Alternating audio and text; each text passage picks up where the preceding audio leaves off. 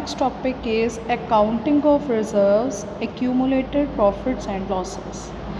Yes students, अभी तक हमने डिटर्मिनेशन ऑफ रेशो सीखी, अकाउंटिंग ऑफ गुडविल सीखी है. अब नेक्स्ट एडजस्टमेंट हमारी कौन सी है? Accounting of reserves. अब हमने रिजर्व्स की ट्रीटमेंट सीखनी है, एक्यूमुलेटेड प्रॉफिट एंड लॉसेस की ट्रीटमेंट सीखनी है. ठीक है, कब? इन case of change in profit sharing ratio. ठीक है, अब देखो, जब हमारी रेशो चेंज हो रही है, ठीक है, उस टाइम हमारे कुछ रिजर्व्स पड़े होंगे. ठीक है, हमारी बुक्स ऑफ अकाउंट्स में, ठीक है, हमारी बैलेंस शीट में, और हमारे कुछ एक्यूमुलेटेड प्रॉफिट्स एंड लॉसेस भी पड़े होंगे. ठीक है, जो हमने क्या करने हैं? राइट ऑफ कर देने हैं. क्यों? क्योंकि अब हमारी जो एक फर्म है वो क्या हो रही है? रिकॉन्स्टिट्यूट हो रही है. ठीक है, जब भी कोई फर्म रिकॉन्स्टिट्यूट होगी, ठीक है, तब हमने अपने सारे reserves and accumulated profit and losses को क्या कर देना है? सभी को राइट ऑफ कर देना है, ख़त्म कर देना है. ठीक है, क्यों? ताकि इन फ्यूचर कोई भी डिस्प्यूट अराइज ना हो. ठीक है, क्यों? क्योंकि अब उनकी प्रॉफिट शेयरिंग रेशो ही चेंज हो रही है. ठीक है, अब देखो, उन्होंने जो रिजर्व्स हैं वो जब दिए होंगे फर्म को, ठीक है, तब उनकी रेशो और थी. अब जब वो लेंगे, अगर कोई और रेशो हुई, ठीक है, और किसी भी आपके पार्टनर को लॉस हो रहा होगा, ठीक है, तो वो क्या करेगा? झगड़ा कर देगा. ठीक है, तो डिस्प्यूट अराइज हो सकते हैं फर्म में. तो इस तरह से कोई झगड़ा ना हो, इसलिए आपने क्या करना है?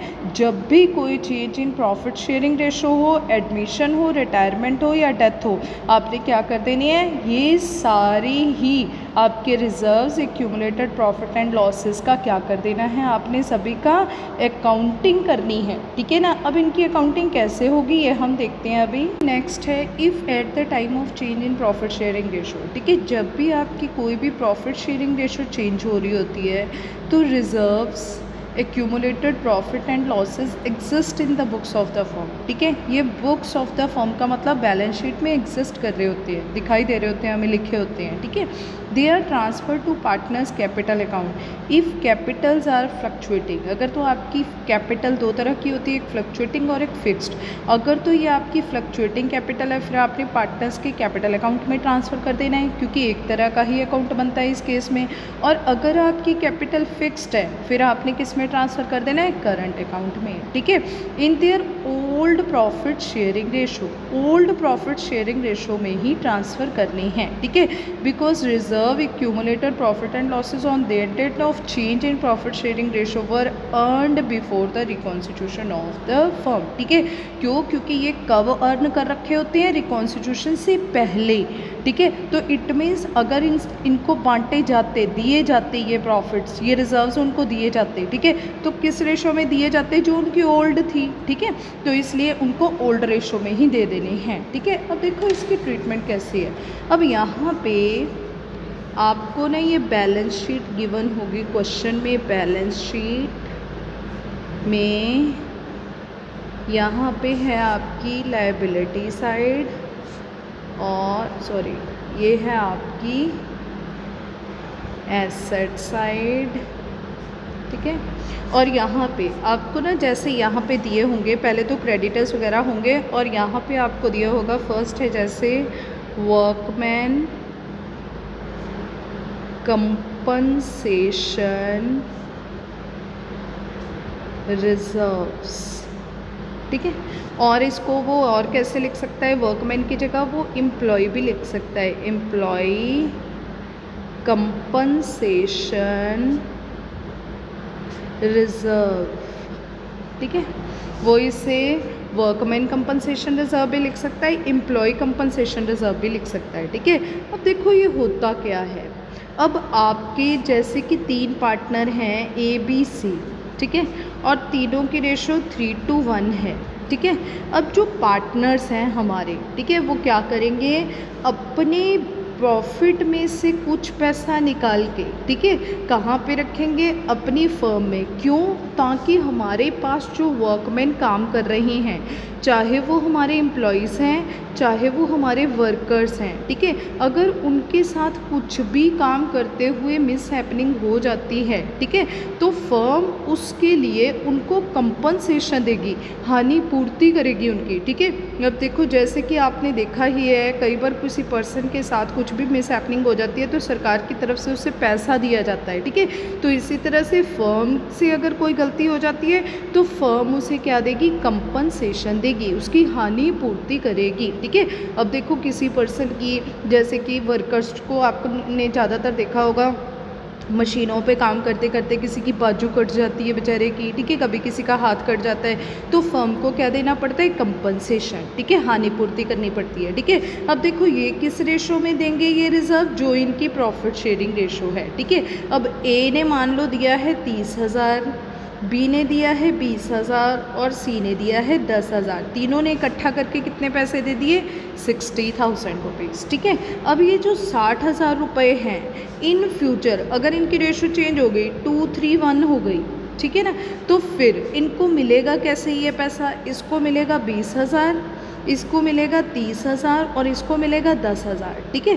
तो इनको तो कोई फ़र्क नहीं पड़ेगा, पर ये दोनों में से ये जो है ये कहेगा मैंने नहीं लेना ये पैसा, क्योंकि मैंने तो 30 दिया तो मुझे तो 30 ही चाहिए, ठीक है। अब ये तो खुश हो जाएगा, पर ये इसे खुश होने ही नहीं देगा, ठीक है। तो यहाँ पे क्या है, ये डिस्प्यूट से राइज ना हो जाएं, इसलिए ये जो प्रॉफिट ये जिस रेशो में भी आपने दिया था, कब दिया था, रिकॉन्स्टिट्यूशन से पहले दिया था, तो ये आपने कब लेना है, रिकॉन्स्टिट्यूशन से पहले ही ले लेना है, ठीक है। तो ये पार्टनर्स के कैपिटल अकाउंट में ट्रांसफ़र हो जाएगा, किस रेशो में, ओल्ड रेशो में, ठीक है। अब देखो दूसरी बात ये क्या होती है, हमारी लायबिलिटी होती है, लायबिलिटी है, लायबिलिटी का कौन सा बैलेंस होता है, क्रेडिट बैलेंस, ठीक है। लायबिलिटी का कौन सा बैलेंस होता है, क्रेडिट बैलेंस होता है, ठीक है। लायबिलिटी जब अराइज होती है, जब आती है तब क्रेडिट होती है, अब ये जा रही है, राइट ऑफ हो रही है, तो क्या हो जाएगी, डेबिट हो जाएगी। हमने एंट्री क्या कर देनी है, workman compensation reserves to A's capital account in case of fluctuating, to B's capital account, to C's capital account, ठीक है। 60,000 को दे देना है, 30,000 इसको, 20,000 इसको और 10,000 इसको, ठीक है। और नरेशन क्या लिखनी है, being workman compensation reserve right of, ठीक है। हमने इसे क्या कर दिया है, ख़त्म कर दिया है, ठीक है। अब देखो एक बात और याद रखनी है, जैसे मैंने बोला है एम्प्लॉय कंपनसेशन रिजर्व लिखा होगा, ठीक है, तब आपने ऐसी ट्रीटमेंट करनी है। अगर आपके क्वेश्चन में लिख दिया एम्प्लॉय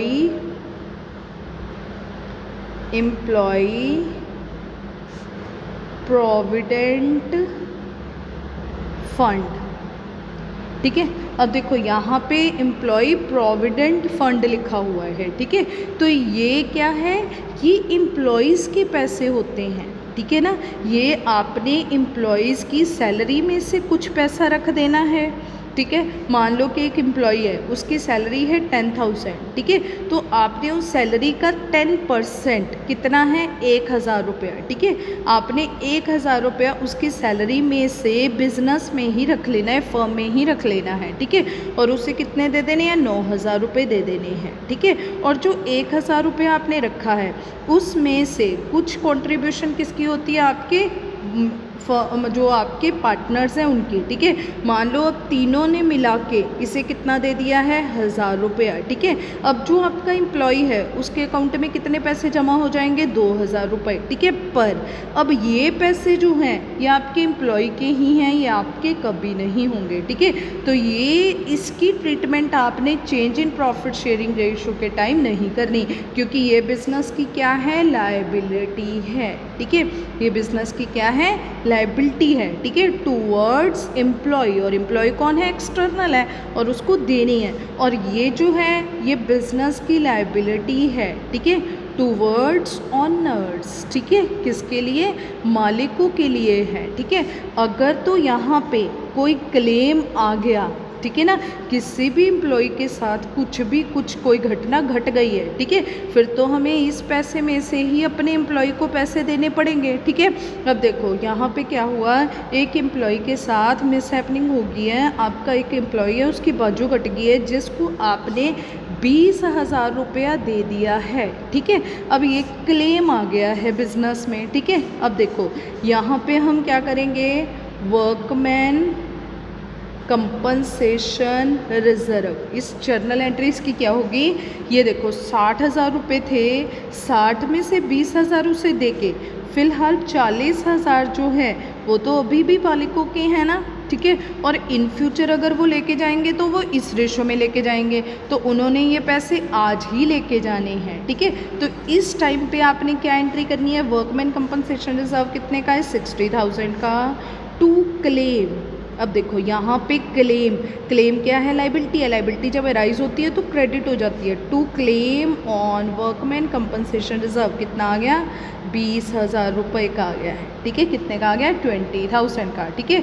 अब जो 40,000 है यहाँ पे ए के अकाउंट में, ठीक है, एज कैपिटल को कितने पैसे देंगे, 40,000 का 3/6, ठीक है। इसको कितना जाएगा, 20,000, ठीक है, 20,000।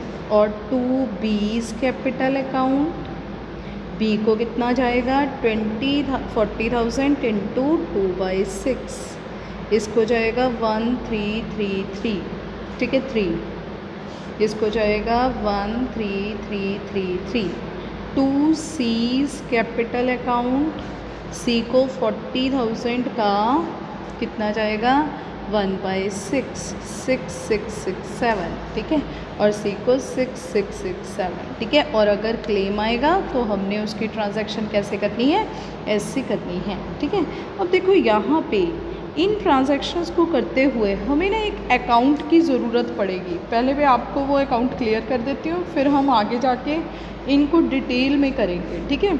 अब देखो यहाँ पे ना हम एक अकाउंट बनाते हैं जब भी हमारी एसेट्स को हमने रीवैल्यूड करना होता है और जो हमारी लायबिलिटीज़ होती हैं उनको हमने लायबिलिटीज़ को हमने रीअसेस्ड करना होता है, ठीक है। जब भी हमने अपने एसेट्स को रीवैल्यूड और लायबिलिटीज़ को रीअसेस्ड करना होता है उस टाइम हम एक अकाउंट बनाते हैं जिसको बोलते हैं रीवैल्यूएशन अकाउंट, ठीक है। इसको एक और नाम भी दिया गया है P&L। P&L की full form profit and loss adjustment account, ठीक है। अब देखो प्रॉफिट एंड लॉस एडजस्टमेंट का मतलब क्या हुआ कि अगर आपने अपने प्रॉफिट को एडजस्ट करना है, मतलब प्रॉफिट अब अगर आपका इंक्रीज़ होगा, कैसे होगा, जब भी आपके एसेट बढ़ जाएंगे तो आपका प्रॉफिट इंक्रीज़ हो जाएगा, ठीक है। तो लॉस अगर आपका इंक्रीज़ होगा, कैसे होगा, अगर लायबिलिटीज़ बढ़ जाएंगी, ठीक है। तो आपने अगर प्रॉफिट और लॉस में कोई भी एडजस्टमेंट करनी है, ये दिखाना है कि हमारा प्रॉफिट बढ़ गया है या फिर लॉस बढ़ गया है, उसकी एडजस्टमेंट हम किस में करेंगे, रीवैल्यूएशन अकाउंट में करेंगे, ठीक है। ये revaluation account profit and loss adjustment account होता है, तो इसमें प्रॉफिट एंड लॉस के ही रूल्स लगते हैं, ठीक है। प्रॉफिट एंड लॉस का क्या रूल है, नॉमिनल के रूल्स अप्लाई होते हैं हमेशा ही प्रॉफिट एंड लॉस में। Debit all expenses and losses, credit all incomes and gains, ठीक है, credit all incomes and gains, ठीक है। इसी तरह से हम यहाँ पे लिखेंगे, डेबिट कर देंगे सारे ही एक्सपेंसेस एंड लॉसेस को और क्रेडिट कर देंगे सारी ही इनकम्स एंड गेन्स को, ठीक है। तो इस तरह से हम इसमें रीवैल्यूएशन, ठीक है, किसका करना है, एसेट्स का और लायबिलिटीज़ को रीअसेस करना है। कहने का मतलब यहाँ पे सिर्फ एसेट्स और लायबिलिटीज़ के अलावा और कुछ भी नहीं आएगा, ठीक है। इसमें गिन के सिर्फ 6 ही आइटम्स आती हैं, कोई 7वीं आइटम नहीं आती, ठीक है। अब देखो अगर आपका एसेट, आपकी संपत्ति, ठीक है, जो आपके पास आपके बिज़नेस में पड़ी है, ठीक है, मान लो कि आपकी मशीनरी है 1 लाख रुपए की, ये आपके एसेट है, ठीक है। अगर ये बढ़ जाती है, बढ़ के 1,30,000 की हो जाती है, अगर हमारी प्रॉपर्टी बढ़ती है तो हमें क्या होता है, प्रॉफिट होता है। तो यहाँ पे आ जाएगा इंक्रीज इन एसेट्स, अगर एसेट बढ़ते हैं तो हमने क्या कर देना है, डेबिट, उसको क्रेडिट कर देना है, ठीक है। इसी तरह से अगर हमारी जो एसेट है वो कम हो जाए तो हमें क्या हो जाता है, लॉस हो जाता है। इसी तरह से डिक्रीज इन एसेट्स को हमने क्या कर देना है, डेबिट कर देना है, ठीक है। ये हमारी फर्स्ट एंड सेकंड आइटम हो गई है, ठीक है। नेक्स्ट उसके बाद है लाइबिलिटीज़। अब देखो अगर कोई लाइबिलिटी है, कोई पर्सन है, ठीक है, उसके हमने 50,000 रुपये देने थे, ठीक है, और उस पर्सन ने हमें 5,000 रुपये छोड़ दिए, कहता no need to give me, ठीक है ना, मुझे देने की ज़रूरत नहीं है, और ये पैसे में आपको क्या करता है कि आपका जो क्लेम है वो राइज ही नहीं होगा, ठीक है। उस पर्सन ने आपको छूट दे दी है, ये पैसे सिर्फ 45,000 ले रहा है 50 की जगह, ठीक है, 5,000 आपके बच गए हैं। तो यहाँ पे ये जो पैसे हैं, ठीक है, जो आपके पैसे बच गए हैं, ठीक है, ये आपकी क्या होगी, लाइबिलिटी। अगर आपको कम देनी होगी तो आपकी इनकम है, ठीक है। अगर डिक्रीज इन लाइबिलिटी है तो यहाँ पे क्या हो जाएगा, ये हमारी इनकम हो जाएगी, ठीक है। और अगर हमारी लाइबिलिटी बढ़ जाती है, अगर 50,000 देने थे, हम टाइम पे देने नहीं गए, उस पर्सन ने कहा ना जी ना, अब तो मैं 55 ही लूँगा, मैं 1 रुपया भी कम नहीं लूँगा, ठीक है। तो अगर लाइबिलिटी बढ़ गई है, अगर ये है थर्ड आइटम, ये है फोर्थ आइटम, ठीक है। यहाँ पे क्या आ जाएगा, इंक्रीज इन लाइबिलिटी। अगर लाइबिलिटी बढ़ गई है तो यहाँ पे ये हमारा क्या है, एक्सपेंस है, ठीक है। अब देखो नेक्स्ट, अगर ना हमारा कोई एसेट था, हमारी कोई संपत्ति थी, मान लो कि आपकी ना कोई प्रॉपर्टी है, ठीक है ना, वो किसी गांव में पड़ी है, ठीक है, और वो आपने सोचा हुआ है कि ये तो बिकेगा ही नहीं, आपने इसका अमाउंट ज़ीरो लगा रखा है, ठीक है। अचानक ही आपको पता चला कि आपकी जो प्रॉपर्टी है वो 1,00,000 रुपए की बिक रही है, ठीक है। अब देखो ये जो प्रॉपर्टी है, जो आपने सोची थी कि हमारी बिकेगी नहीं, एकदम से इसकी कीमत बढ़ गई है, ठीक है। अब प्रॉपर्टी को आपको याद आया कि वो फलानी जगह मेरी ज़मीन पड़ी थी, अब उसकी कीमत 1,00,000 रुपए की है, ठीक है। इट मीन्स ये क्या है, अनरिकॉर्डेड एसेट, ठीक है। अगर कोई ऐसी प्रॉपर्टी हमारे हाथ में आती है, ठीक है, तो ये क्या होती है, हमारी इनकम है। तो इट मीन्स अनरिकॉर्डेड, अगर कोई एसेट पड़ा है, अनरिकॉर्डेड एसेट, ठीक है, तो वो हमारा क्या होगा, बेनिफिट होगा, ठीक है। इसी तरह से हमने किसी के पैसे देने थे, हम भूल गए, ठीक है ना, तो लाइबिलिटी जो है वो कोई नहीं थी, ज़ीरो थी, अचानक मुझे याद आया, ठीक है, या फिर वो पर्सन मिला, उसने मुझे कहा कि भाई मुझे तो आपने 10,000 रुपये देने थे, ठीक है ना, तो ये हमारा क्या हो गया, एक्सपेंस, ठीक है। और ये अगर आपकी अनरिकॉर्डेड लाइबिलिटी आ गई है, ठीक है, तो ये क्या हो जाएगी, आपकी एक्सपेंस होगा, ठीक है। तो इसमें ये गिन के 6 चीज़ें ही आएंगी, 6 आइटम्स ही आएंगी इन पर्टिकुलर्स में, ठीक है। तो आपने इनको ध्यान से देखना है, ठीक है, बहुत इजी है, कोई चीज़ टफ नहीं है, ठीक है। तो अब देखो, अगर आपकी इनकम्स ज़्यादा हैं, एक्सपेंस कम है, तो इस केस में आपको क्या हो जाएगा, प्रॉफिट हो जाएगा, ठीक है। पर आपने इसे प्रॉफिट नहीं लिखना, ये क्या होता है, गेन, हमने इसको गेन लिखना है। गेन का मतलब क्या होता है, इन केस ऑफ एसेट्स, ठीक है, एसेट्स के केस में अगर आपके एसेट्स बिकते हैं तो आपको क्या होता है, गेन होता है, ठीक है। तो ये क्या हो जाएगा, आपको गेन, ठीक है। अगर आपकी इनकम ज़्यादा है, एक्सपेंस कम है, तो हमें प्रॉफिट हुआ करता है, पर हमने प्रॉफिट नहीं लिखना क्योंकि हमने किसको रिवैल्यूड किया है, अपने एसेट्स को, ठीक है। और यहाँ पे जो भी गेन होगा, ठीक है, वो आपने अपने पार्टनर्स को बांट देना है। Gain transfer to partners capital account, ठीक है, capital public current account in their किस रेशो में बांट देना है, प्रॉफिट शेयरिंग रेशो, ठीक है। कौन सी प्रॉफिट शेयरिंग रेशो, क्योंकि अब तो चेंज हो रही है, 2 हो गई हैं, अब इसकी ओल्ड प्रॉफिट शेयरिंग रेशो में ही बांटना है, ठीक है। अब देखो ओल्ड में क्यों बांटना है, न्यू में क्यों नहीं बांटना। अब देखो, अगर आपने देखो ABC 3 पार्टनर है, रेशो हमारी पुरानी ही 3-2-1 ही चल रही है अभी, ठीक है। तो अब इस केस में अगर कोई प्रॉपर्टी थी, ठीक है, जो कितने की थी, पहले 60,000 की थी, ठीक है ना। अब वो प्रॉपर्टी मान लो कि आपकी मशीनरी थी या फिर आपकी चलो बिल्डिंग थी, ठीक है। बिल्डिंग जब आपने ली थी ना वो सिर्फ 60,000 की ली थी।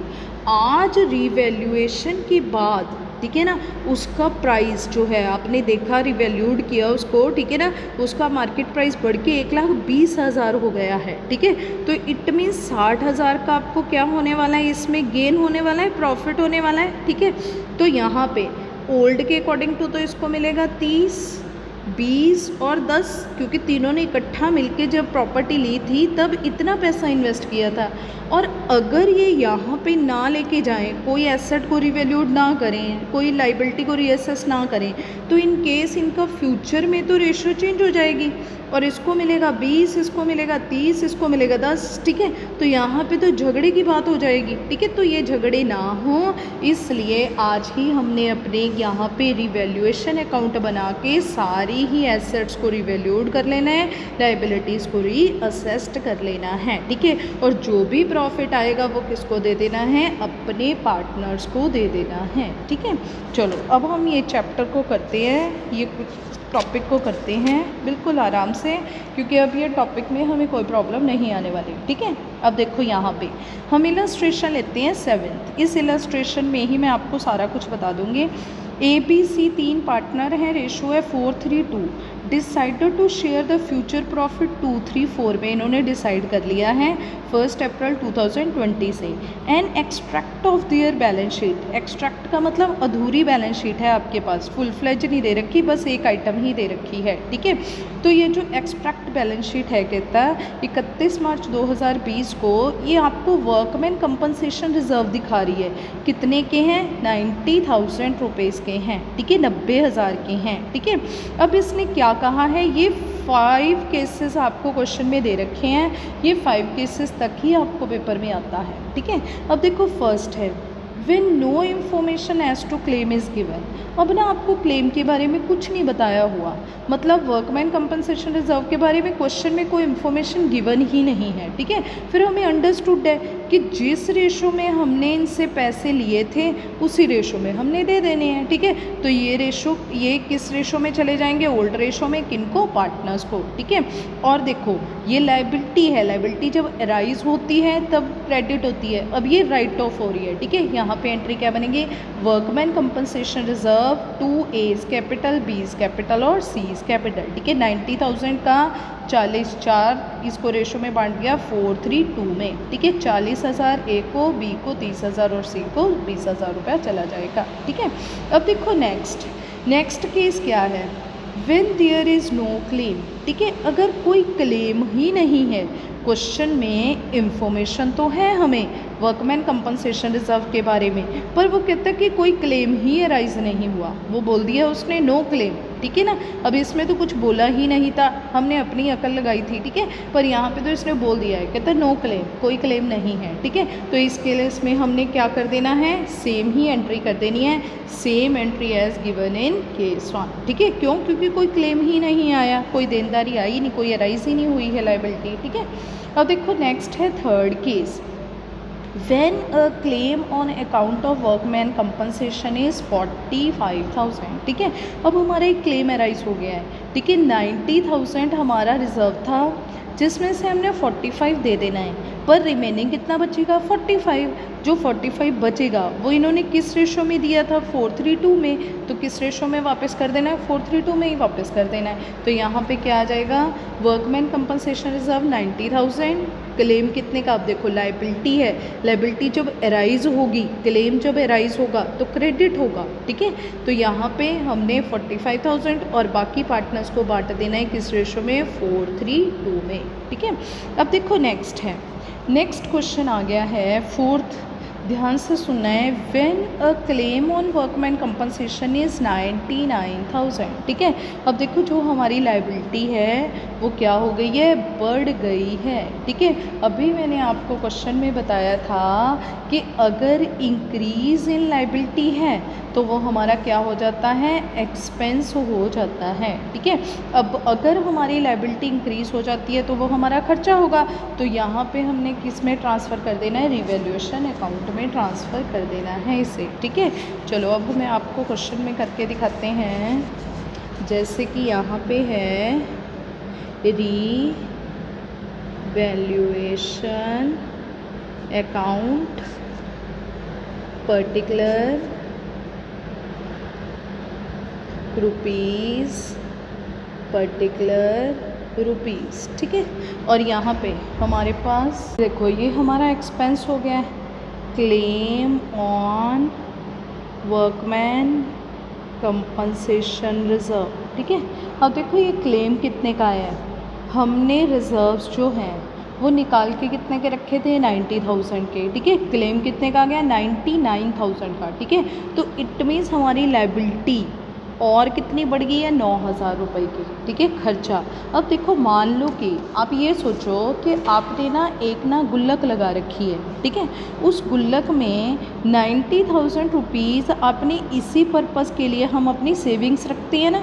ठीक है, तो 90,000 रुपये तो आपने उस गुल्लक में से निकाल लेने हैं। ठीक है, और 9,000 इस साल का जो प्रॉफिट है उसमें से निकालना पड़ेगा। ठीक है, तो हमें अपना जो प्रॉफिट है उसे एडजस्ट करना पड़ेगा ना। ठीक है, तो हमने इसीलिए ये P&L एडजस्टमेंट में लिखा है। ठीक है, तो ये 9,090 हमने यहाँ पे 99,000 नहीं लिखना। ठीक है, लाइबिलिटी जो है वो सिर्फ कितने की राइज हुई है, 9,000। 90,000 तो हम यही यूज़ करेंगे। ठीक है, इसी गुल्लक को तोड़ेंगे, इसमें से 90,000 निकालेंगे और 9,000 और अपने प्रॉफिट में से लेंगे। ठीक है, तो इट मीन्स हमने यहाँ पे कितने की लाइबिलिटी आएगी, सिर्फ 9,000 रुपये की। ठीक है, अब देखो यहाँ पे ये हमारा एक्सपेंस है, एक्सपेंस है 9,000 रुपीज़। ठीक है, ये हो गया 9,000 रुपीज़ का हमें क्या हो गया है, लॉस हो गया है। ठीक है, तो ये हम किन से लेंगे, अपने पार्टनर से। एज बीज सीज कैपिटल अकाउंट में से निकालेंगे पैसे। ठीक है, कितने एज से लेंगे, इनकी रेशो कितनी है, 4:3:2, ओल्ड रेशो में ही लेंगे। ठीक है, 4,000 इससे लेंगे, 3,000 इससे लेंगे और 2,000 इससे लेंगे। ठीक है, अब देखो यहाँ पे हमने फर्स्ट एंट्री क्या की है, हमने रिवैल्यूएशन में ट्रांसफ़र किया है। ठीक है, अब देखो हम इसको ट्रांसफ़र करने की, देखो वर्कमैन कंपनसेशन रिज़र्व कितने के थे, 90,000 के। ठीक है, 2, अब यहाँ पे हमारा लाइबिलिटी कितने की अराइज हो गया, claim on workman compensation, claim कितने का आ गया, 99,000 का। ठीक है, और अब हमने 9,000 कहाँ पे ट्रांसफ़र किया है, रिवैल्यूएशन अकाउंट में से। ठीक है, अब देखो अगर हम इसकी जर्नल एंट्री पास करें तो क्या एंट्री होगी, ये डेबिट हो रहा है, क्या हो जाएगा, क्रेडिट हो जाएगा। तो क्रेडिट कर दिया हमने, ये देखो क्लेम ऑन वर्कमैन कंपनसेशन। ठीक है, और डेबिट अगर कोई जर्नल एंट्री पास करते हैं, ठीक है, अगर ये क्रेडिट हो रहा है तो डेबिट क्या होगा, जो भी पर्टिकुलर अकाउंट है। ठीक है, तो डेबिट क्या होगा, रिवैल्यूएशन। ठीक है, यहाँ पे हमने एंट्री क्या, यहाँ पे हमने नरेशन क्या लिखनी है, being workman compensation reserves shortfall transfer to revaluation account. ठीक है, जो उसका कम था हमारे पास वो हमने कहाँ पे ट्रांसफ़र कर दिया है, रिवैल्यूएशन अकाउंट में ट्रांसफ़र कर दिया है। ठीक है, अब देखो हमने फर्स्ट एंट्री तो ये पास की है, सेकंड एंट्री हमने कौन सी पास की है, ये। ठीक है, अब हमने इस एंट्री को भी दिखाना है यहाँ पे, ये हम कैसे दिखाएंगे, रिवैल्यूएशन को। अब देखो जब हम प्रॉफिट हैं जब देते हैं पार्टनर्स को तो प्रॉफिट लाइबिलिटी होती है बिजनेस की। ठीक है, और लाइबिलिटी क्या हो जाती है, क्रेडिट। अब हमने लॉस है वो लेना है पार्टनर से। ठीक है, तो ये डेबिट हो जाएगा, A's capital account, B's capital account, C's capital account to revaluation. ठीक ठीक है। ये कितना आ जाएगा 4000, 3000 एंड 2000, 9000 हमने being loss transfer to partners capital account, ठीक है। ये लॉस हमने पार्टनर्स के कैपिटल अकाउंट में क्या कर देना है, ट्रांसफ़र कर देना है, ठीक है। यहाँ पे देखो फर्स्ट अगर हम देखें तो ये क्या हो रहा है, क्रेडिट हो रहा है। क्रेडिट जो है, ठीक है, जो भी लेज़र भी क्रेडिट होता है वो जर्नल में डेबिट हो जाता है, ठीक है। और किस अकाउंट को हमने क्रेडिट करना है, जो भी पर्टिकुलर अकाउंट है, ठीक है, रिवैल्यूएशन, ठीक है। अब देखो हम यहाँ पे देख लेते हैं, इसी की एंट्री सेम कर रखी है। केस 4 में वर्कमैन कंपनसेशन रिजर्व बनाया था हमने 90,000 का, पर क्लेम राइज हो गया 99 का, तो 9,000 हमने रिवैल्यूएशन में ट्रांसफ़र कर दिए हैं। और ये 9,000, ठीक है, अगर रिवैल्यूएशन में ट्रांसफ़र किए हैं तो पार्टनर से ले लेने हैं हमने 4:3 रेशो में, ठीक है। नेक्स्ट देखो, when a claim on workman compensation 90,000, अब हमने ना 90,000 की रिज़र्व में पैसे रखे हुए थे, सेविंग कर रखी थी, और 90,000 का ही क्या हो गया, क्लेम आ गया पूरे का पूरा ही, ठीक है। अब पार्टनर्स को देने के लिए कुछ बचा ही नहीं, तो हमने देना ही नहीं है, ठीक है। यहाँ पे क्या आएगा, वर्कमैन कंपनसेशन रिजर्व कितने के थे 90,000, क्लेम कितने का आ गया 90,000 का, पार्टनर्स को कुछ बचा ही नहीं तो देना ही नहीं है बस। नेक्स्ट है हमारा इन्वेस्टमेंट फ्लक्चुएशन रिजर्व, ठीक है। अब देखो इन्वेस्टमेंट फ्लक्चुएशन रिजर्व होता क्या है। Investments are recorded in the books of the firm at cost. हमने 11th में कॉन्सेप्ट्स पढ़े थे, जिसमें हमने पढ़ा था हिस्टोरिकल कॉस्ट। इट मीन्स जो हमारी इन्वेस्टमेंट्स हैं वो हमें अपनी बुक्स में, अपनी बैलेंस शीट में कैसे रिकॉर्ड करते हैं, कॉस्ट वैल्यू पे, ठीक है। जब जैसे ही हम उसे ख़रीदते हैं उस पे हम उसे रिकॉर्ड कर लेते हैं, ठीक है। पर उसका जो मार्केट प्राइस है वो क्या होता रहता है, फ्लक्चुएट होता रहता है, कहीं अप हो गया कभी डाउन हो गया उसका रेट, ठीक है। तो यहाँ पे कहते हैं हाउएवर इट्स मार्केट वैल्यू में इक्वल टू और लोअर और higher than the book value, कभी बढ़ भी सकती है कभी कम भी हो सकती है उससे, ठीक है। Investment fluctuation reserve is a reserve set aside out of profits, ठीक है। ये किस में से, प्रॉफिट में से, पार्टनर्स के प्रॉफिट में से निकाल के रखे जाते हैं, to meet fall in the market value of investment, ठीक है। कि अगर आपकी जो मार्केट वैल्यू है इन्वेस्टमेंट की वो गिर गई, ठीक है, तो उसको कहाँ से पूरा करेंगे, इन रिजर्व से, ठीक है। At the time of change in profit, ये कब कब किया जाता है, change in profit, sharing, admission, retirement, death के टाइम पे, ठीक है। अब देखो इसके ट्रीटमेंट क्या, ये हमारी इलस्ट्रेशन है जिसमें हमें 5 केसेस दे रखे हैं, ठीक है। ये हम 5 केसेस देखेंगे। कितने देखो, ए बी सी 3 पार्टनर हैं, रेशो है इनकी, ओल्ड रेशो है 4:3, decided to share future profits, इनकी न्यू रेशो ये है, ठीक है।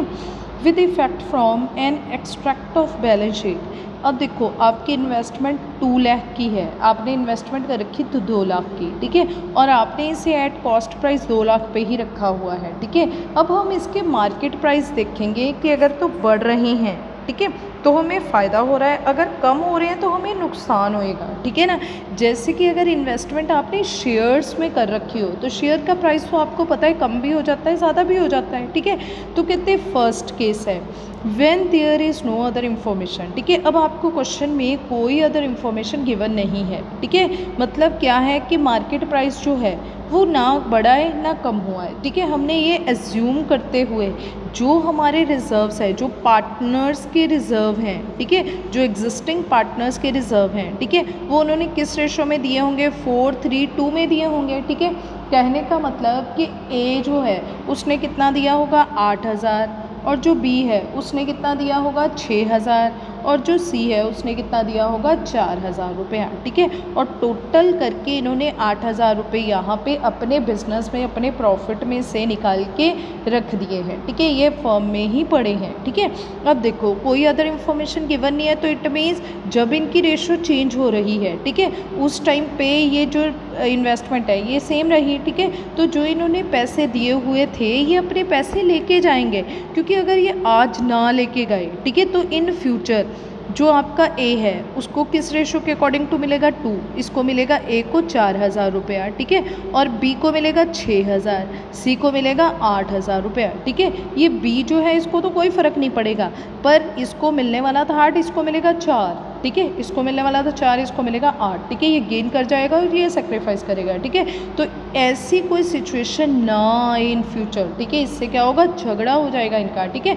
तो इन्होंने क्या करना है, आज ही ये पैसा क्या कर लेना है, राइट ऑफ कर देना है, ख़त्म कर देना है, ठीक है। अब देखो ये हमारा इन्वेस्टमेंट फ्लक्चुएशन रिजर्व क्या है, हमारी लाइबिलिटी है। लाइबिलिटी जब अराइज होती है, ठीक है, तभी ये क्रेडिट होती है। अब क्या हो रही है, राइट ऑफ, डेबिट हो जाएगी। इन्वेस्टमेंट फ्लक्चुएशन रिजर्व 18,000, टू ए को मिलेगा 8,000, बी को मिलेगा 6,000 और सी को 4,000 रुपये, ठीक है। अब देखो नेक्स्ट है बी केस। बी केस क्या है, when market value of investment 2 lakh, अब यहाँ पे 2 थी 2 ही थी, ठीक है ना, तो इट मीन्स कोई फ्लक्चुएशंस नहीं आई, तो it means same he entry हो जाएगी इस केस में भी, ठीक है। तो कितने, same entry as given in case 1, ठीक है। नेक्स्ट है when market value of investment 1,91,000, ठीक है। अब हमारी जो इन्वेस्टमेंट है, ठीक है, वो कम हो गई है, ठीक है, कितनी है, 2 लाख रुपए थी, अब कितनी हो गई है, 1,91,000, ठीक है। तो यहाँ पे इसको, ठीक है ना, मार्केट वैल्यू जो है, अब इन्वेस्टमेंट एट कॉस्ट है, ठीक है ना, तो इसको अब हमने रिवैल्यूड करना है अपने एसेट को, ठीक है। जब हमने एसेट को रिवैल्यूड करना है तो एसेट की जितनी कीमत कम हुई है, ठीक है, उसको पूरा करने के लिए हमने 9,000 रुपये किस में डाल देने हैं, अपनी इन्वेस्टमेंट में, ठीक है। और ये पैसे हम कहाँ से निकालेंगे, ये जो हमने गुल्लक लगा रखी थी, ठीक है, इसमें से हम 9,000 रुपये निकालेंगे और इस इन्वेस्टमेंट में हमने क्या कर देने हैं, डाल देने हैं, इसको पूरा बना देना है, ठीक है। अब देखो यहाँ पे इन्वेस्टमेंट फ्लक्चुएशन रिजर्व कितने का था, 18,000, क्लेम कितने का आ गया है, 9,000 का, ठीक है ना। 9,000 अब हमें किस में देने पड़ेंगे, इन्वेस्टमेंट में, ठीक है। तो बाकी जो है 9,000 वो कौन ले जाएगा, हमारे ABC ले जाएंगे, किस रेशो में, जो भी उनकी एग्रीड रेशो ओल्ड थी 4:3 में, ठीक है। नेक्स्ट है इन market value of investment is 2,18,000, ठीक है।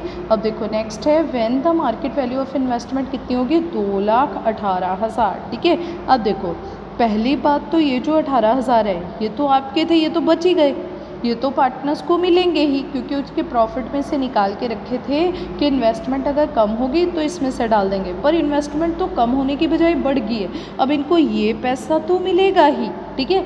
साथ में इनकी जो इन्वेस्टमेंट जो एसेट है, ठीक है, ये देखो मैंने आपको रिवैल्यूएशन अकाउंट में बताया था, जब इंक्रीज इन एसेट होगी, हमारी एसेट बढ़ेगी, जब हम उनका रिवैल्यूएशन करेंगे, जब एसेट बढ़ जाएगी तो हमारी क्या होगी, इनकम हो जाएगी, ठीक है। और इनकम है जो वो in the way of gains किसको ट्रांसफ़र हो जाएगी, पार्टनर्स को, किस रेशो में, उनकी एग्रीड जो भी ओल्ड रेशो होगी, ठीक है।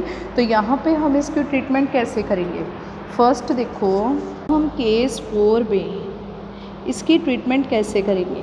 सबसे पहले तो जो हमारा इन्वेस्टमेंट फ्लक्चुएशन रिजर्व पड़ा है, ठीक है, वो बांट देंगे किनको, ए को, बी को और सी को, ठीक है, जो भी उनके एग्रीड रेशो में उन्होंने दिया था, ठीक है। कितना था, 18,000 को 8,000, 6,000 एंड 4,000, ठीक है। ये पहले तो हमने अपने पार्टनर्स को बांट देना है जो भी उनकी ओल्ड रेशो होगी उसमें, ठीक है। बीइंग इन्वेस्टमेंट फ्लक्चुएशन रिजर्व, ठीक है, IFR रिटर्न ऑफ, ठीक है, ये हमने क्या कर दिया, ख़त्म कर दिया है, ठीक है। अब देखो दूसरी ट्रीटमेंट क्या होगी, अब हम इस केस में रिवैल्यूएशन अकाउंट बनाएंगे, ठीक है। रिवैल्यूएशन के केस में यहाँ पे बनाएंगे, अब देखो इस केस में हमारी एसेट बढ़ गई है, 2 लाख से 2,18,000 हो गई है, ठीक है। तो हमें फ़ायदा हो गया यहाँ पे, तो इन्वेस्टमेंट जो है आपका जो एसेट है 18,000, ठीक है, वो किस साइड आ जाएगा, गेनिंग साइड, ठीक है। अब देखो नेक्स्ट ये जो बेनिफिट है ये किसको दे देना है, हमने अपने पार्टनर्स को, ठीक है। तो जो गेन हुआ है वो किसको ट्रांसफ़र कर देना है, transfer to partners capital account, ठीक है, पार्टनर्स के कैपिटल अकाउंट में दे देना है, कैसे, एज, बीज और सीज को, ठीक है। किस रेशो में बांटना है, जो भी आपकी ओल्ड एंड एग्रीड रेशो है उसमें ही आपने दे देना है, ठीक है। अब देखो इस केस में फर्स्ट एंट्री तो यही हो जाएगी, ठीक है, जो आपने अपना रिवैल्यूएशन जो भी आपका IFR था वो रिजर्व निकाले हुए थे। ठीक है, अब ये आपने ओल्ड रेशो में पहले बांट देने हैं। फिर अब सेकंड एंट्री क्या होगी, सेकंड एंट्री में हमने इन्वेस्टमेंट ट्रांसफ़र की है। ठीक है, अब देखो इन्वेस्टमेंट जब बढ़ेगी, अब एराइज हो रही है, ठीक है, इन्वेस्टमेंट हमारी एसेट है तो डेबिट हो जाएगी। इन्वेस्टमेंट टू कहाँ पे ट्रांसफ़र कर रखी है, रिवैल्यूएशन अकाउंट। ठीक है, कितना आ जाएगा 18,000 एंड 18,000। ठीक है, बीइंग यहाँ पे नरेशन क्या बन जाएगी, यहाँ पे क्या आ जाएगी, value of investment brought up to market value. ठीक है, अब इसकी मार्केट वैल्यू कितनी होगी, 18,000 अप हो गई है। ठीक है, अब ये जो आपका रिवैल्यूएशन का प्रॉफिट है, ठीक है, ये बिजनेस की लायबिलिटी है और पार्टनर्स को दे देनी है। पार्टनर्स जब लेके जाएंगे, लायबिलिटी एराइज होती है तो क्रेडिट हो जाती है A's capital to B's capital to C's capital. ठीक है, 18,000 रुपये, 8, 6 और 4,000 रुपये हमने किसको दे देनी है, पार्टनर्स को, being revaluation gain transfer to partners capital account. ठीक है, ये हमने पार्टनर्स के कैपिटल अकाउंट में ट्रांसफ़र कर देना है। ठीक है, इस केस में हमारी ये 3 जर्नल एंट्रीज होंगी। ठीक है, बुक में आपको ये रिवैल्यूएशन अकाउंट नहीं बना के दिखाया हुआ पर जर्नल एंट्रीज दिखा रखी हैं। ठीक है, अब देखो जैसे कि इस केस में, फर्स्ट केस में आपने इन्वेस्टमेंट फ्लक्चुएशन रिजर्व बांट देना है, सेकंड केस में इन्वेस्टमेंट आपकी बढ़ गई है, ठीक है, ये एंट्री करनी है, और थर्ड केस में आपने इसको जो आपकी प्रॉफिट है, गेन है, वो दे देना है पार्टनर्स को उनकी रेशो में, जो भी उनकी एग्रीड ओल्ड रेशो है। ठीक है, अब देखो नेक्स्ट है, when market value of investment is 1,73,000। ठीक है, इट मीन्स कितनी ज़्यादा कम हो गई है आपकी मार्केट वैल्यू, पहले 27,000। ठीक है, पहले हमारी मार्केट वैल्यू थी 2 लाख, अब क्या रहेगी 1,73,000। इट मीन्स कितनी रिड्यूस होगी है, 27,000 रिड्यूस होगी है, कम होगी है मार्केट वैल्यू। ठीक है, अब हमने क्या करना है, इस मार्केट वैल्यू को, ठीक है ना, अब देखो 18,000 तो हमारे पास पड़े ही हैं, ठीक है ना, ये तो हम इस रिज़र्व में से यूज़ कर लेंगे। ठीक है, और बाकी हमें 9,000 क्या करने पड़ेंगे, अपने रिवैल्यूएशन में, अपने प्रॉफिट में से एडजस्ट करने पड़ेंगे। ठीक है, अब देखो इस केस में हम इसके ट्रांजैक्शन कैसे करेंगे, फर्स्ट हमने रीवैल्यूएशन अकाउंट ही मेंटेन करना पड़ेगा क्योंकि पैसे हमारे पास कम हैं। ठीक है, अब देखो लायबिलिटी हमारी कितने की राइज हो गई है, पहले 2 लाख थी, अब 1,73,000 रह गई है। ठीक है, तो इट मीन्स 27,000 की 27,000 की राइज होगी लायबिलिटी। ठीक है, जिसमें से 18,000 तो हमारे पास पड़े हैं, हमने रिवैल्यूएशन में से कितने पैसे निकालने हैं, 9,000 रुपीज़। ठीक है, तो यहाँ पे रिवैल्यूएशन में से हम कितने पैसे निकालेंगे, 9,000। ठीक है, और जो 9,000 रुपीज़ हम निकालेंगे, ठीक है, वो हमारा एक्सपेंस होगा क्योंकि लायबिलिटी इंक्रीज़ होगी है, बढ़ गई है, देनदारी बढ़ गई है, तो 9,000 हमारा क्या हो जाएगा, ये बढ़ जाएगा। हमारी जो एसेट है, ठीक है, वो क्या होगी है, कम होगी है। हमारी इन्वेस्टमेंट अगर बढ़ेगी, ठीक है, तो डेबिट होगी क्योंकि एसेट डेबिट हो जाते हैं, और अगर कम होगी तो ये क्रेडिट हो जाएगी। ठीक है, तो यहाँ पे ये जो लॉस है, क्योंकि ये हमारी एक्सपेंस कम हो गई है तो ये बिज़नेस का क्या हो गया है, एक्सपेंस हो, लॉस हो गया है। ठीक है, तो ये जो लॉस है 9,000 रुपये का, ठीक है, ये कौन बियर करेंगे, आपके पार्टनर्स। ठीक है, loss transfer to partners capital account, A's, B's और सीज के कैपिटल अकाउंट में ट्रांसफ़र कर देना है। ए कितना बियर करेगा, 4,000, ये 3,000 और ये 2,000 रुपये। ठीक है, अब हम इसकी जर्नल एंट्री कैसे पास करेंगे, हमारे पास IFR इन्वेस्टमेंट फ्लक्चुएशन रिजर्व जो है वो कितने का था, 18,000 का। ठीक है, 2 इन्वेस्टमेंट कितने की फॉल हो गई है हमारी, 27,000 की, तो 9,000 जो है वो हमने कहाँ से निकाला है, रिवैल्यूएशन अकाउंट से। ठीक है, अब देखो पिछले केस में इन्वेस्टमेंट इंक्रीज़ हुई थी, जब भी एसेट एराइज होता है, इंक्रीज़ होता है तो डेबिट होता है क्योंकि डेबिट बैलेंस होता है।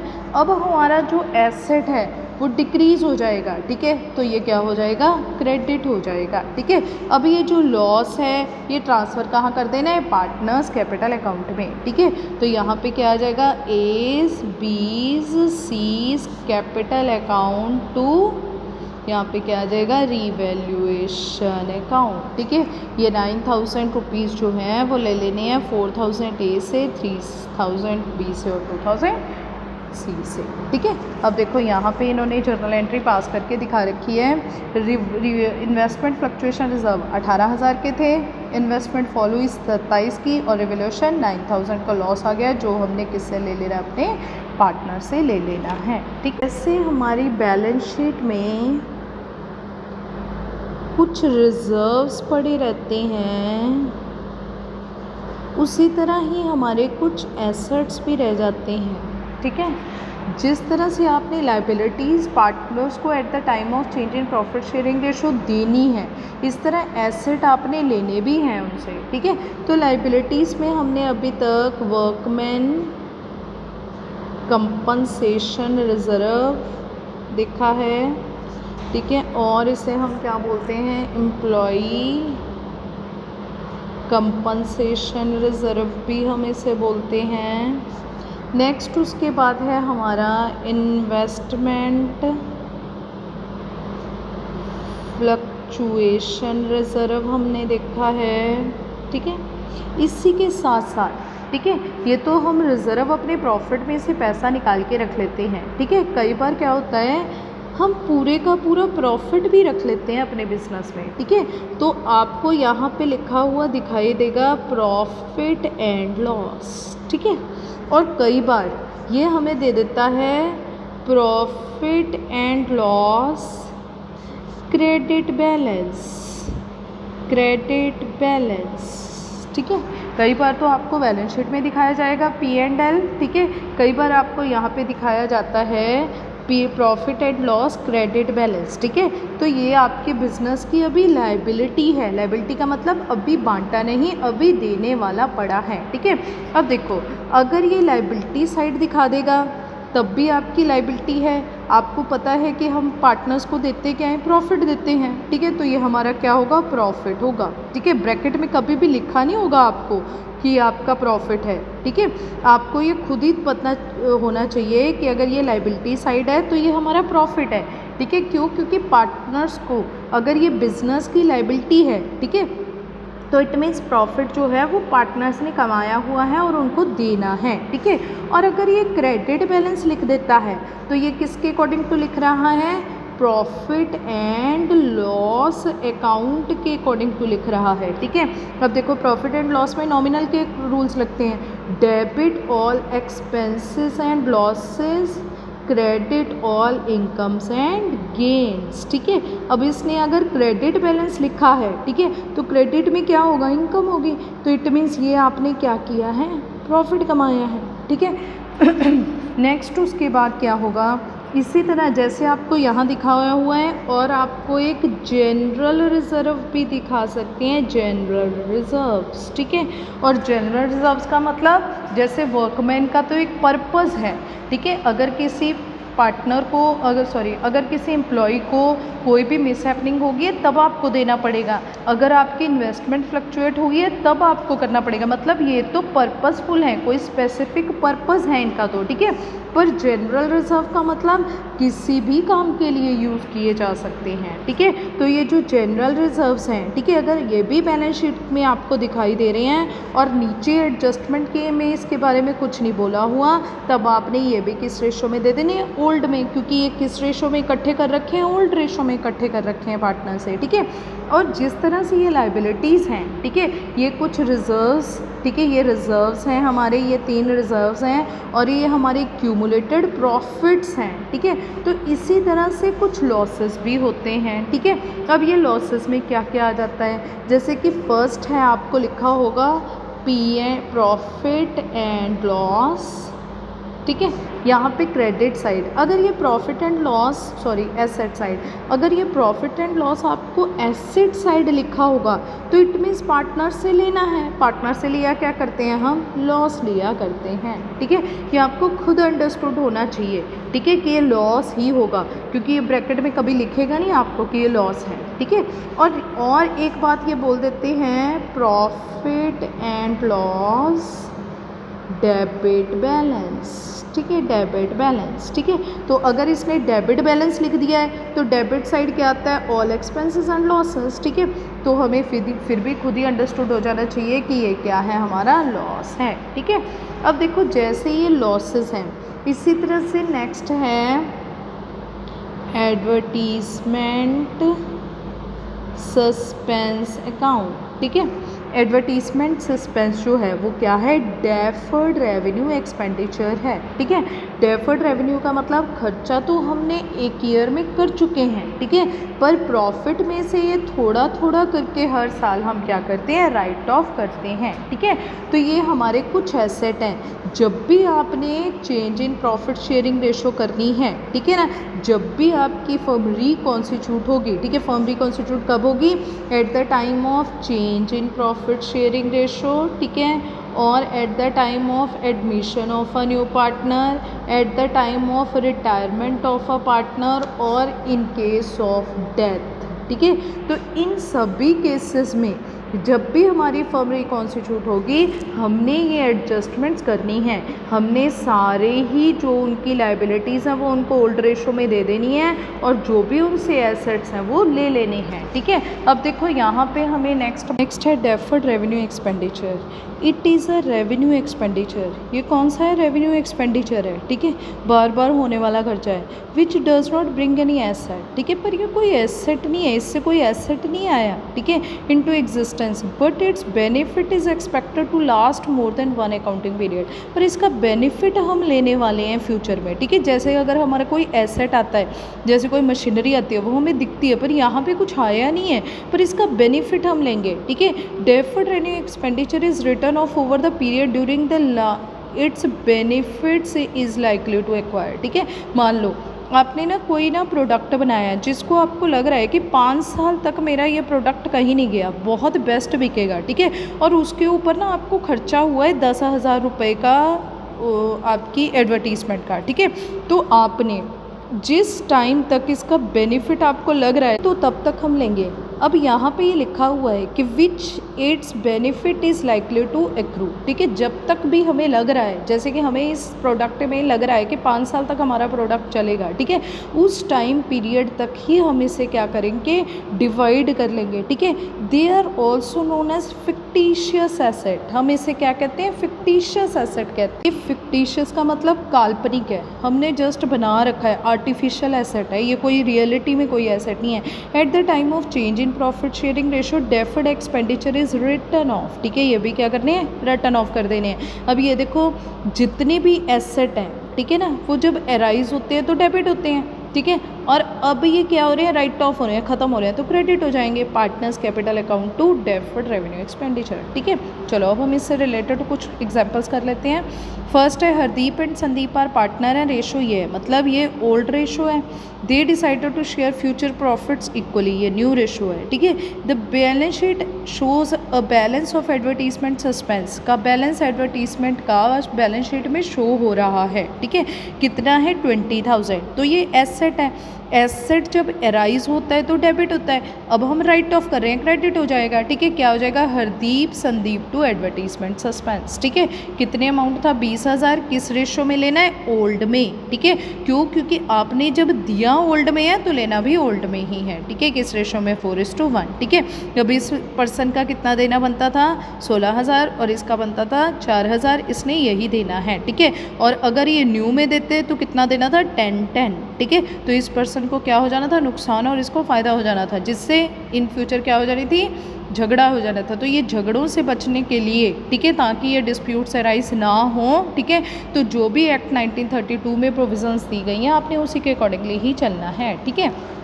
नेक्स्ट है illustration 10th, X and Y दो पार्टनर है, रेशो है 3:2, they decided to share future profits equally, ठीक है।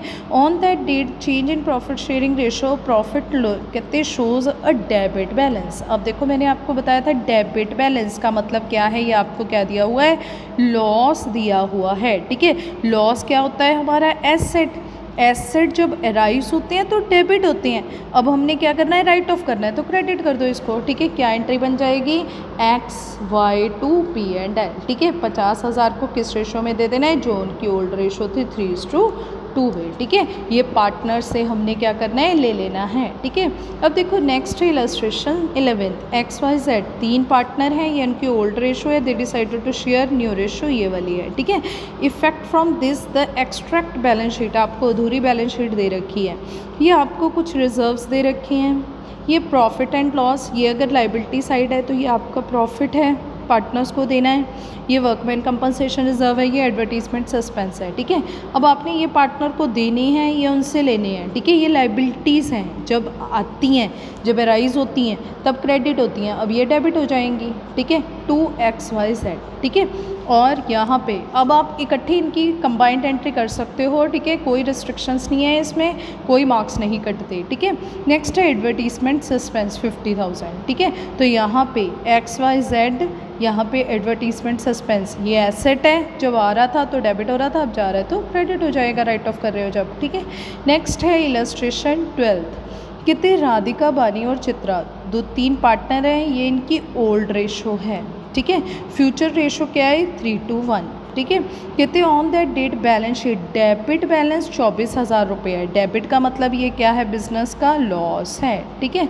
और नेक्स्ट उसके बाद है and the balance this on reserves, ठीक है। जनरल रिजर्व कितने के पड़े हैं, 1,44,000 के, ठीक है। अब ये तो बिजनेस ने पार्टनर को देना है और ये उससे लेना है। इट ऑल्सो एग्रीड दैट, अब इसमें भी कुछ एग्रीमेंट हुआ है, ठीक है। Goodwill of the firm be valued, अब अगर ये वैल्यूड लिखा है तो ये कौन सी गुडविल है, हमारी सेल्फ जनरेटेड गुडविल है, ठीक है। और अगर ये सेल्फ जनरेटेड गुडविल है तो इसकी एंट्री किस में होगी, गेन टू सेक्रीफाइस में होगी हमेशा ही, ठीक है। अब नेक्स्ट है land having book value 3 lakh, land की बुक वैल्यू का मतलब बैलेंस शीट में लिखा है 3 लाख, विल बी वैल्यूड और मार्केट वैल्यू इसकी 4,80,000 हो गया है। तो अगर आपका एसेट बढ़ गया है तो हमें क्या हो जाएगा, बेनिफिट हो जाएगा, ठीक है। अब इसकी हमने जर्नल एंट्रीज पास करके दिखानी है, ये आपको CBSE 2009 में क्वेश्चन आ रखा है, ठीक है। इस क्वेश्चन में ट्रीटमेंट्स कैसे करनी है, सबसे पहले लॉस हमने पार्टनर से लेना है, ठीक है। एसेट है, जब अराइज होता है तो एसेट क्या हो जाता है, डेबिट होता है, अब क्रेडिट हो जाएगा, क्या एंट्री बन जाएगी, राधिका, बानी, चित्रा 2P&L, ठीक है। नेक्स्ट उसके बाद जनरल रिजर्व हमने उनको देने हैं, लाइबिलिटी है, जब अराइज होती है क्रेडिट हो जाएगी, अब राइट ऑफ हो रही है तो डेबिट हो जाएगी, ठीक है। जनरल रिजर्व 2 राधिका, बानी, चित्रा किस रेशो में, 2:1 में, ठीक है। नेक्स्ट है गुडविल वैल्यूएशन करनी है, सेल्फ जनरेटेड है, किस रेशो में जाएगी, गेन टू सेक्रीफाइस, ठीक है। हमारे पास ओल्ड रेशो भी गिवन है, न्यू रेशो भी गिवन है, ओल्ड में से न्यू माइनस करके हमने देख लेना है किसने गेन किया और किसने सेक्रीफाइस किया, तो हमने एंट्री बना देनी गेन टू सेक्रीफाइस, ठीक है।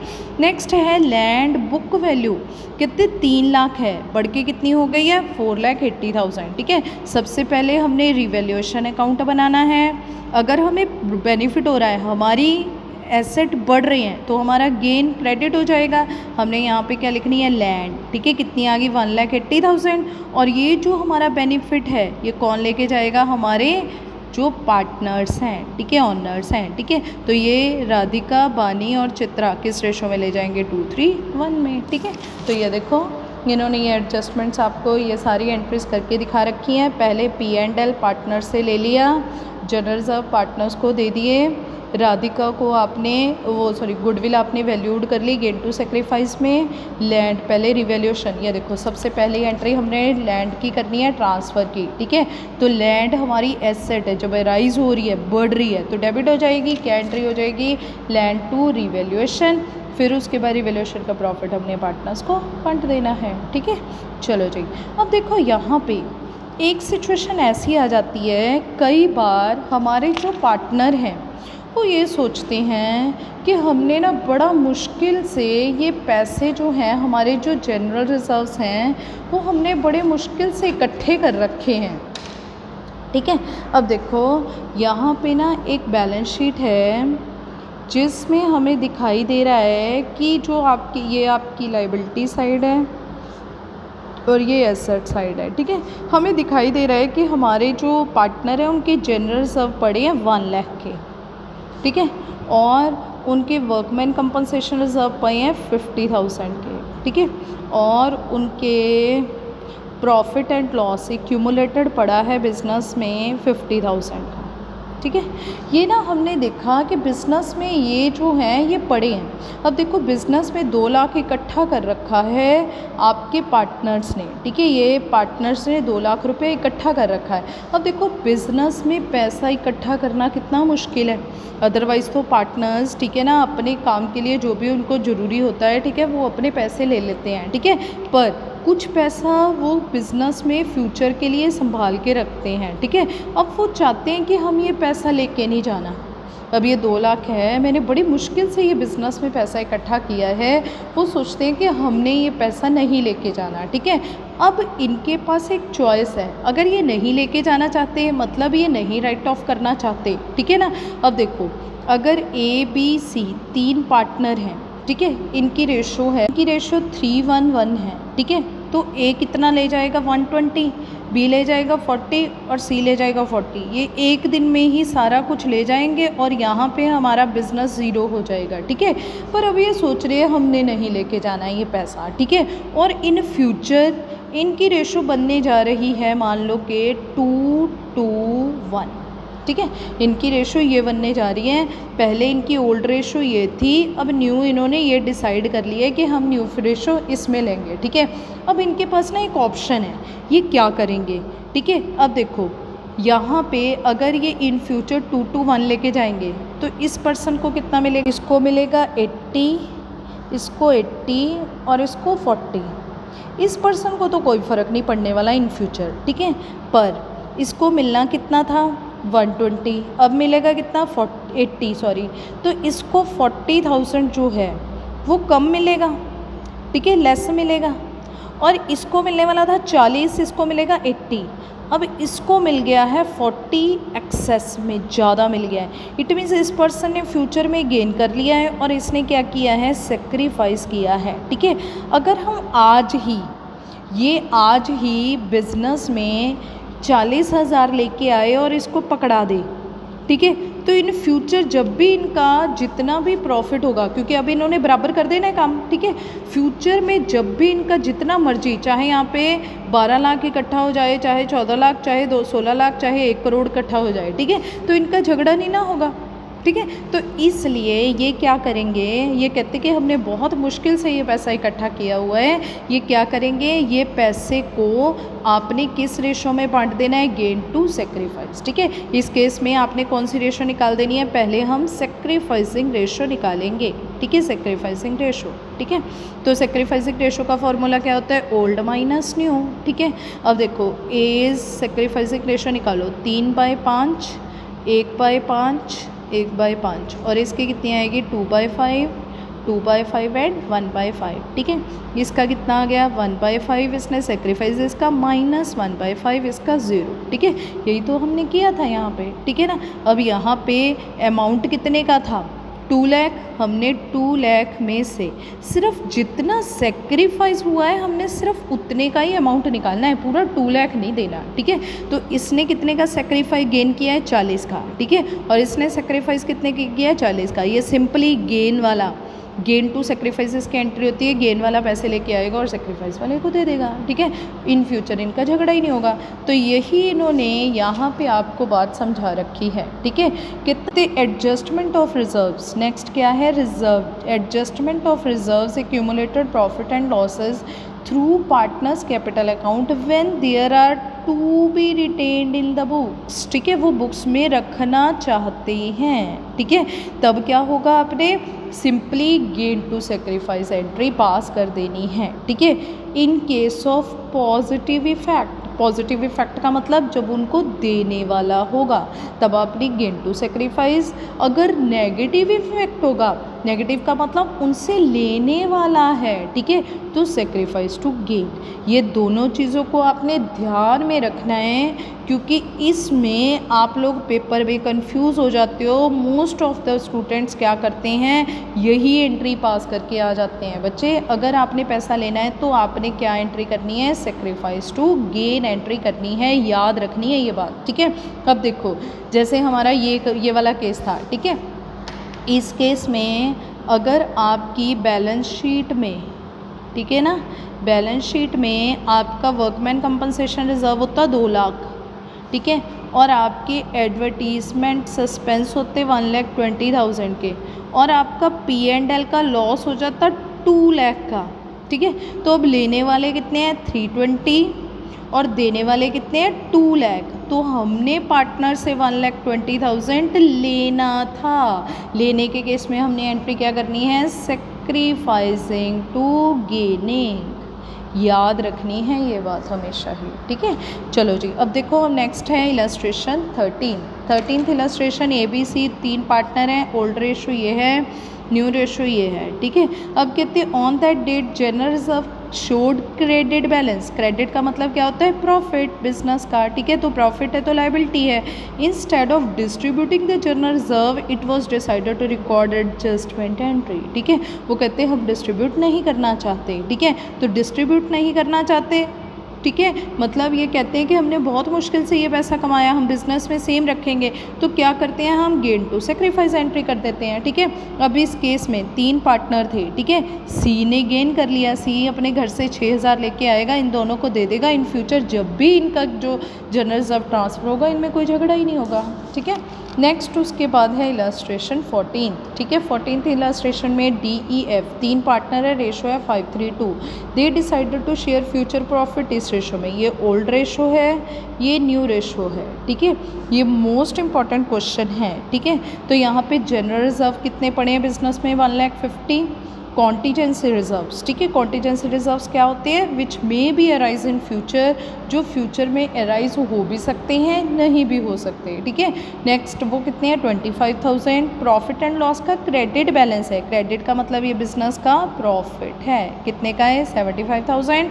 और एडवर्टीजमेंट सस्पेंस कितने के, 1 लाख। ये तो बिजनेस ने पार्टनर्स को देने हैं और ये उनसे लेने हैं, ठीक है। अब अगर हम इनका नेट देख लें, नेट प्रॉफिट देने वाला कितना हो गया, 1,50,000, ठीक है। अब 1,50,000 की इसने क्या कहा है, कहते they also decided to record the effect of following without affecting their book value. Book value का मतलब बैलेंस शीट की वैल्यू को वो इफेक्ट नहीं करना चाहते। नहीं करना चाहते का मतलब क्या होता है कि वो इसको एज इट इज़ रखना चाहते हैं, ठीक है। तो आपको by passing an adjustment entry, ठीक है, ये पेपर में लिखा आ भी सकता है, नहीं भी आ सकता, आपने बस ये देखना है without affecting their book value, ठीक है, या फिर want to retain their profits and losses, ठीक है, वो रिटेन्ड करना चाहते हैं। तो आपको खुद ही अंडरस्टूड होना चाहिए कि यहाँ पे हमने क्या एंट्री पास करनी है, एडजस्टमेंट एंट्री पास करनी है। एडजस्टमेंट एंट्री क्या होगी, गेन टू सेक्रीफाइस, ठीक है। यहाँ पे हमारे पास ओल्ड रेशो भी है, न्यू भी है, हमने गेन टू सेक्रीफाइस एंट्री निकाल देनी है। और यहाँ पे एफ जो है वो गेन कर रहा था, वो 45,000 रुपीज़ लेके आएगा, और यहाँ पे डी को कितना दे देगा, 45,000, ठीक है। देखो कहाँ तो इनकी बिजनेस में से 1,50,000 जा रहा था, कहाँ 45,000 से ही बात बन गई ही है इनकी, ठीक है। इसी के साथ हमारा ये टॉपिक ख़त्म हो रहा है। Thank you.